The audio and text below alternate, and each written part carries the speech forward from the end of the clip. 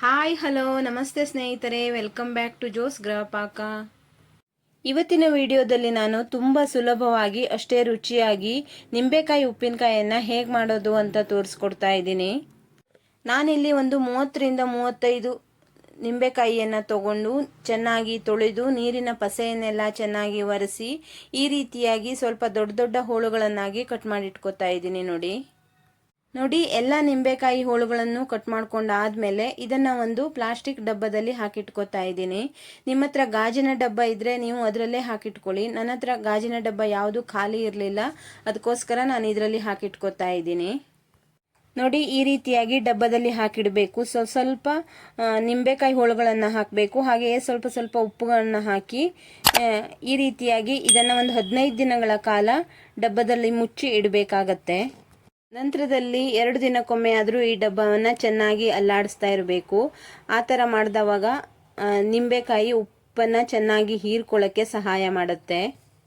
ನೋಡಿ 15 ದಿವಸ ಆದಮೇಲೆ ಈ ರೀತಿಯಾಗಿ ನಿಂಬೆಕಾಯಿ ಹೋಳು ರೆಡಿಯಾಗಿದೆ. ಈ ಉಪ್ಪಿನಕಾಯಿ ಮಾಡಬೇಕಾದ್ರೆ ಸ್ವಲ್ಪ ಉಪ್ಪಿನ ನೀರು ಬೇಕಾಗತ್ತೆ. ಅದಕ್ಕೆ ನಾನು ನೀರಿಗೆ ಉಪ್ಪನ್ನು ಹಾಕಿ ಚೆನ್ನಾಗಿ ಕುದಿಸಿ ಇಟ್ಕೊಂಡಿದ್ದೀನಿ. ನಂತರದಲ್ಲಿ ಒಲೆ ಮೇಲೆ ಒಂದು ಪ್ಯಾನನ್ನು ಇಟ್ಕೊಂಡು ಅದಕ್ಕೆ 3 ಚಮಚ ಆಗುವಷ್ಟು ಮೆಂತ್ಯವನ್ನು ಹಾಕಿ ಕೆಂಪಗಾಗೋವರೆಗೂ ಹುರಿದಿಟ್ಕೊಂಡಿದ್ದೀನಿ.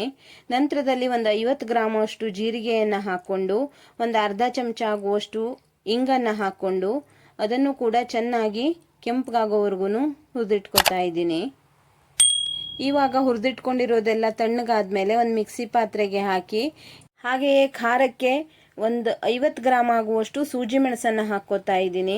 ನಿಮ್ಮ ಖಾರದ ಪ್ರಮಾಣವನ್ನು ನೋಡಿಕೊಂಡು ನೀವು ಇಲ್ಲಿ ಸೂಜಿ ಮೆಣಸನ್ನು ಹೆಚ್ಚು ಕಮ್ಮಿ ಮಾಡ್ಕೊಳ್ಳಿ.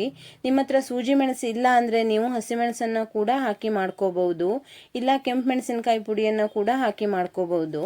ನೋಡಿ ಇವಾಗ ಒಂದು ಅಗಲವಾದ ಪಾತ್ರೆಯನ್ನು ತಗೊಂಡು ಇದಕ್ಕೆ ನಿಂಬೆಕಾಯಿ ಹೋಳುಗಳನ್ನೆಲ್ಲ ಹಾಕಿ ನಂತರದಲ್ಲಿ ಪುಡಿ ಮಾಡಿಟ್ಕೊಂಡಿರುವ ಪೌಡರನ್ನು ಹಾಕಿ ಚೆನ್ನಾಗಿ ಮಿಕ್ಸ್ ಮಾಡ್ಕೋತಾ ಇದ್ದೀನಿ. ನೋಡಿ ಇವಾಗ ಇದಕ್ಕೆ ಹಿಡಿಸುವಷ್ಟು ಉಪ್ಪಿನ ನೀರನ್ನು ಹಾಕಿ ಚೆನ್ನಾಗಿ ಮಿಕ್ಸ್ ಮಾಡ್ಕೋತಾ ಇದ್ದೀನಿ.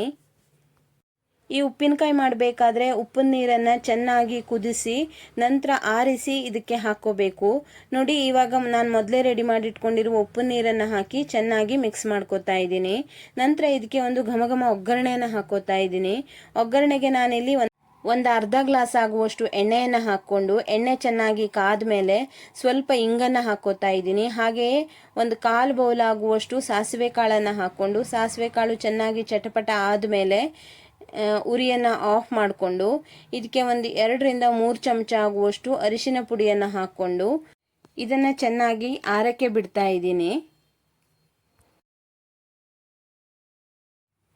ನೋಡಿ ನಾನು ತಗೊಂಡಿರುವ 2 ಗ್ಲಾಸ್ ಉಪ್ಪು ನೀರಲ್ಲಿ ಒಂದು ಅರ್ಧ ಗ್ಲಾಸ್ ಆಗುವಷ್ಟು ಹಾಗೆ ಉಳ್ಕೊಂಡಿದೆ.